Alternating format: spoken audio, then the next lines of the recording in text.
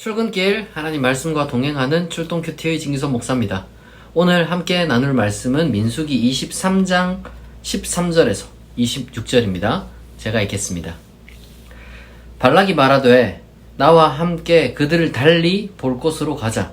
거기서는 그들을 다 보지 못하고 그들의 끝만 보리니 거기서 나를 위하여 그들을 저주하라 하고 소빔들로 인도하여 비스가 꼭대기에 이르러 7 제단을 쌓고 각 제단에 수송아지와 수장을 드리니 발람이 발락에게 이르되 내가 저기서 여호와를 만나 뵐 동안에 여기 당신의 번제물 곁에 서소서 하니라. 여호와께서 발락에게 임하사 그의 입에 말씀을 주시며 이르시되 발락에게로 돌아가서 이렇게 말할지니라. 발람이 가서 본즉 발락이 번제물 곁에 섰고 모압 고관들이 함께 있더라. 발락이 발람에게 이르되 여호와께서 무슨 말씀을 하시더냐. 발람이 예언하여 이르기를 발락이여 일어나 들을지어다. 십볼의 아들이여 내게 자세히 들으라. 하나님은 사람이 아니시니 거짓말을 하지 않으시고 인생이 아니시니 후회가 없으시도다. 어찌 그 말씀하신 바를 행하지 않으시며 하신 말씀을 실행하지 않으시랴. 내가 축복할 것을 받았으니 그가 주신 복을 내가 돌이키지 않으리라. 야곱의 허물을 보지 아니하시며 이스라엘의 반역을 보지 아니하시는도다. 여호와 그들의 하나님이 그들과 함께 계시니 왕을 부르는 소리가 그 중에 있도다. 하나님이 그들을 애굽에서 인도하여 내셨으니 그의 힘이 들소와 같도다. 야곱을 해할 점술이 없고 이스라엘을 해할 복술이 없도다. 이때 야곱과 이스라엘에 대하여 논할진대 하나님께서 행하신 일이 어찌 그리 크냐 하리로다. 이 백성이 암사자같이 일어나고 수사자같이 일어나서 움킨 것을 먹으며 죽인 피를 마시기 전에는 눕지 아니하리로다 하매 발락이 발람에게 이르되 그들을 저주하지도 말고 축복하지도 말라. 발람이 발락에게 대답하여 이르되 내가 당신에게 말하여 이르기를 여호와께서 말씀하신 것은 내가 그대로 하지 않을 수 없다고 하지 아니하더이까. 아멘. 오늘 말씀은 이제 두 번째 발람의 예언 내용을 담고 있습니다. 발락이 모압왕이죠. 모압왕 발락이 저주를 위해서 발람을 데려왔죠. 그런데 막 이렇게 축복만 하고 오히려 자기를 책망하는 그런 첫 번째 예언을 했습니다. 그래서 이 발락이 어떻게 했냐 그러면 좀 이동을 했어요. 지금 이스라엘이 눈에 너무 많이 띄어서 그런 거냐 해서 이제 끝에서 그들의 어떤 그 끝 진영에서만 이제 이렇게 예언을 해라. 그러니까 제가 처음에 말씀드렸던 것처럼 이것은 하나의 어떤 그 심리 전술도 되기 때문에 끝에서부터 좀 퍼져나가면은 그래도 언젠가는 닿겠지 하면서 발락 나름대로 약간 양보를 한 거죠. 어떤 식으로든지 간에. 그러니까 발락 입장에서는 아마 발람이 겁먹어서 좀 그럴 수 있겠다 이렇게 생각했던 것 같아요. 그래서 이제 조금 다른 곳으로 이동해서 이제 저주를 부탁을 했습니다. 그러니까 이제 발람이 제단도 좀 쌓고 좀 대기하고 있어라 이렇게 하니까 이제 하나님의 말씀이 이제 발람에게 딱 임합니다. 근데 이제 임하는데 이게 더 이스라엘을 좀 강하게 축복하는 내용으로 이제 또 나왔어요. 이제 중요한 내용이 뭐냐면은 여기 보면 하나님이 들소처럼 그들을 인도해냈다 이런 표현이 있죠. 그리고 또 야곱을 해야 할 이스라엘을 해야 할 점술도 복술도 없다. 이 두 가지, 그러니까 이집트로부터 하나님이 이들을 이제 인도해낸 하나님이시다. 여기서 좀 들소와 같다 이런 표현이 있는데 사실 이 당시 때 소위 가나안 지역에서 이제 신들이 여럿이 있었는데 그 최고 신이 이제 엘이었어요. 엘. 근데 그 엘을 상징하는 게 이제 들소거든요. 들소, 그러니까 황소 내지는. 어쨌거나 그러한 어떤 최고의 신이다. 그러니까 지금 이 이스라엘 지키는 여호와는 그냥 신이 아니라 최고 신이다.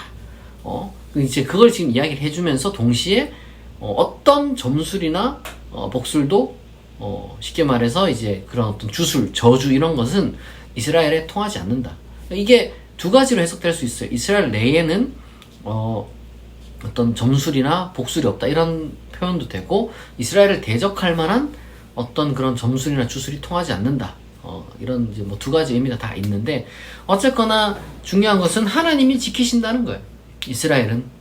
이스라엘은 이집트 그 강대한 제국의 그 신들을 다 이긴 가나안 최고 신인 엘이 지키는 그 부족이다. 그러니까 건들지 말라. 감히 이제 저주나 이런 주술로는 하나님이 지키시는 한 절대 그렇게 할 수 없고, 그리고 이들이 이제 강해서 암사자같이 수사자같이 일어나가지고 괜히 건드렸다가는 이제 정말 문자 그대로 이제 뼈도 못 추린다. 그러니까 이제 죽인 피를 마시기 전에는 눕지도 아니한다. 겁을 주는 거죠, 사실. 그런 식으로 이제 이 발람이 발락에게 두 번째 예언을 마칩니다. 그러니까 이제 발락이 화가 나는 거죠. 그냥 이 지금 뭐한 짓이냐고 화를 버럭 내니까 이제 발람이 아니 하나님이 주신 말씀을 내가 그대로 해야지 어떻게 하냐 뭐 이러면서 이제 이 오늘 본문이 좀 마무리가 되는데요. 저는 여기서 우리가 뭐 같은 이야기가 이제 뭐 계속 반복되니까 그 이야기 텍스트 전체보다는 여기서 우리가 좀 발람이 예언한 그 내용을 좀 우리가 살피면 좋겠습니다. 하나님이 어떤 분이신가? 유명하죠. 이 민수기 23장 19절 같은 경우 하나님은 사람이 아니시니 거짓말을 하지 않으시고 인생이 아니시니 후회가 없으시도다. 어찌 그 말씀하신 바를 행하지 아니하시며 하신 말씀을 실행하지 않으시랴. 이 민수기 맥락에서는 하나님은 반드시 이스라엘 백성을 어떻게 합니까? 광야에서 다음 세대가 자랄 때까지 보호해 주시고 가나안 땅으로 인도해 주시겠다. 이게 하나님의 말씀이고 약속이에요. 그러니까 이 하나님의 약속은 결코 깨어지지 않는다는 거.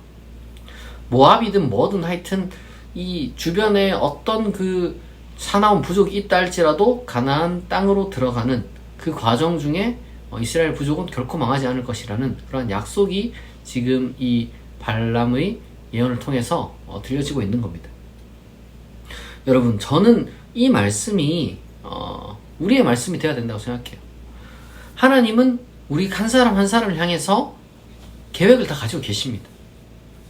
그 계획이 저는 세세하게 다 뭔지 모르죠. 여러분들 각자가 다 하나님께부터 어떤 받은 것들이 있겠죠. 근데 이제 크게 보면은 우리는 다 하나님이 선택한 하나님의 구원받은 자녀가 되었고요.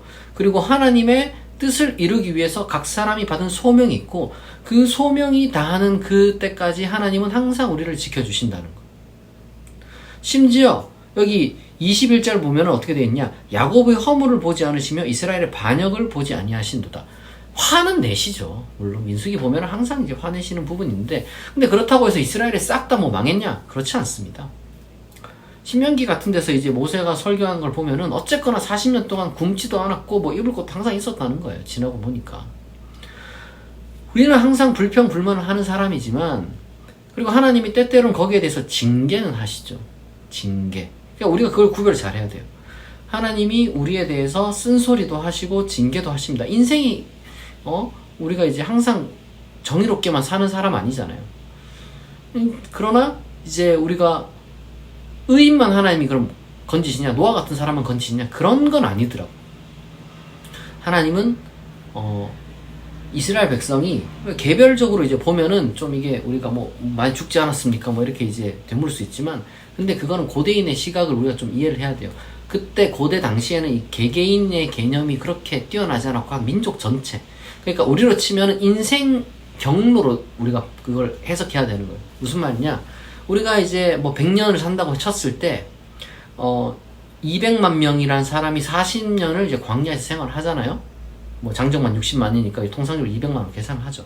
어쨌거나 중요한 것은 그 200만 명 중에 이제 얼마나가 죽고 아니면 또 뭐 20세 이상은 또 이렇게 가나안 땅에 못 들어가는 그런 세월들이 있습니다. 근데 그게 한 민족 개개인으로, 그 속에 있는 개개인으로 볼 게 아니라 한 사람의 인생 전체를 우리가 확대해서 해석해야 되는 거예요. 모세의 인생 같은 걸 우리가 한번 살펴봅시다. 120살까지 살았죠. 40년을 이집트 왕자로 살았습니다. 40년을 광야에 살았어요. 그리고 나머지 40년을 이 광야의 지도자로, 이스라엘 민족의 지도자로 그렇게 살았죠. 그 과정 중에 뭐 쉬운 날들이 없었단 말이에요. 그러나 모세가 버림을 받았느냐? 그렇다고 볼 수 없겠죠. 모세가 뭐 가나안 땅에 못 들어갔습니다. 모세랑 아론이 가나안 땅에는 못 들어갔어요. 그러면은 모세가 그럼 저주받은 자냐? 그런 게 아닌 거예요.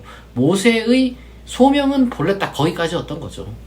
우리가 하나님께서 이 말씀하시는 하나님의 진노나 이런 구약의 내용들을 통해서 우리가 오해하면 안 되는 것 중에 하나가, 하나님은 징계는 하시고 그리고 어떤 사람에게 맡기신 그 소명까지는 분명히 하나님께서 이제 딱 정해주신 바가 있어요. 아니 모세가 뭐 여호수아 역할까지 하려면은 40년을 더 살아야 되는데 노인이 이제 은퇴를 해야지. 안 그렇습니까? 120살까지 그 당시 때 살았으면은 뭐 기력도 없죠. 그게 더 고역이에요, 사실. 그쯤 되면 이제 은퇴를 하고 이제 당연히 이제 지도력을 계승해야죠. 참 욕심내는 그런 사람들 보면은 약간 정말 저렇게는 안 돼야지 이런 생각을 좀 하게 됐는데, 어쨌거나 우리가 중요한 것은 야곱의 허물을 보지 않으신다. 아예 완전히 눈 감고 계시다는 얘기가 아니에요. 그것 때문에 우리를 영원한 저주, 영원한 벌에 버리시는 그런 분이 아니라, 하나님은 하나님이 선택한 그 자녀들이 잘 되기를 바라시고, 그런 점에서 때때론 징계를 하시지만 절대로 버리지는 않으십니다. 하나님은 끝까지 그들을 지키신다. 우리가 이제 그거를 기억하면 좋겠습니다. 두 가지를 기억하는 거예요. 첫 번째로는 하나님은 절대로 이제 이 거짓말을 하지 않으신다. 우리에게 약속하신 말을 끝까지 지키시는 분이시다. 근데 이게 얼마나 신실하냐? 우리가 때때로 잘못한다 할지라도 우리를 뭐 징계를 하시거나 뭐 여러 가지 많은 하나님 방식이 있겠죠? 결국 우리를 단단하게 만드셔서 우리를 성장시키셔서 하나님의 그 어떤 더 나은, 하나님께 더 가까운 그런 인간이 되게 하신다는 거예요. 물론 이걸 깨닫지 못하면 괴롭죠. 근데 이걸 깨닫는 사람은 괴롭지 않죠. 뭐 괴롭지만 참을 수 있죠. 그렇게 말하는 게 좀 정확하겠네요. 뭐 사람이라는 게 뭐 안 괴로울 수는 없으니까. 그러나 그 괴로움이 무슨 절망으로 이어지는 게 아니라, 그래 좀 괴롭지만 그래도 내가 이 어떤 기간을 지나고 나면 나는 정금같이 나올 것이다. 이런 믿음을 우리가 여기서 발견할 수 있는 겁니다. 우리는 몰라요. 지금 이스라엘 백성은 이게 지금 무슨 일이 일어나고 있는지 몰라요. 지금 발락이 뭘 하고 있고 발람이 뭔 소리를 하고 있는지 모릅니다. 우리도 마찬가지예요. 지금 우리는 모르지만 하나님은 우리가 보지 못하는 곳에서 열심히 우리를 위해서 여러 가지 많은 일을 쉼 없이 낮에도 밤에도 졸지도 주무시지도 않고 우리를 지키시고 보호하고 계시는 분이라는 것을 우리가 기억하고, 좀 인생이 살다 보면 힘들 수가 있어요. 광야길이잖아요, 어쨌든. 그러나 하나님은 우리를 지키시는 분이시라는 거. 우리가 알지 못하고 보지 못하시는 곳에서 우리를 위해서 정말 일하시는 분이라는 걸 우리가 기억하고, 여러분들이 용기를 내고 하나님에 대한 믿음을 갖고 정말 오늘 하루 정말 행복하게, 그리고 또한 정말 회복된 그런 시간이 되었으면 좋겠습니다. 같이 기도하겠습니다. 하나님 아버지, 오늘 말씀을 통하여서 발람에게 주신 그 예언을 통하여서 하나님이 어떤 분이신지 우리가 묵상했습니다. 하나님은 인생이 아니시니 후회가 없으시고 사람이 아니시니 거짓말을 하지 않으신다고 말씀하셨습니다. 그리고 또한 야곱과 이스라엘의 허물을 돌아보지 않는다고 하였고, 야곱을 해할 점술도 복술도 없다고 말씀하셨습니다.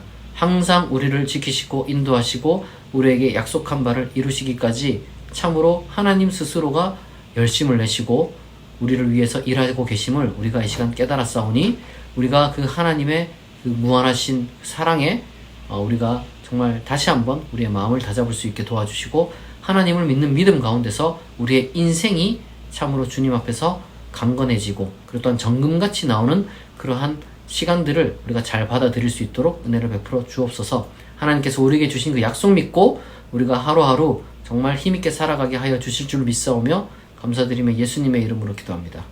아멘.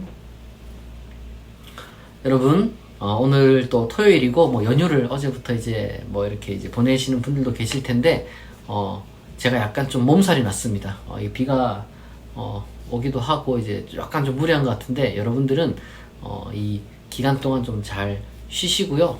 무리 없이 여러분들 좋은 시간 보내시길 바랍니다. 혹시나 또 뭐 일 나가시는 분이 있다면 정말 몸 조심하시고 하나님께서 주시는 힘으로 여러분들에게 맡겨진 일 잘 감당하시길 바랍니다. 오늘 출동 큐티는 여기서 마치겠습니다. 내일 아침 6시에 다시 만나겠습니다.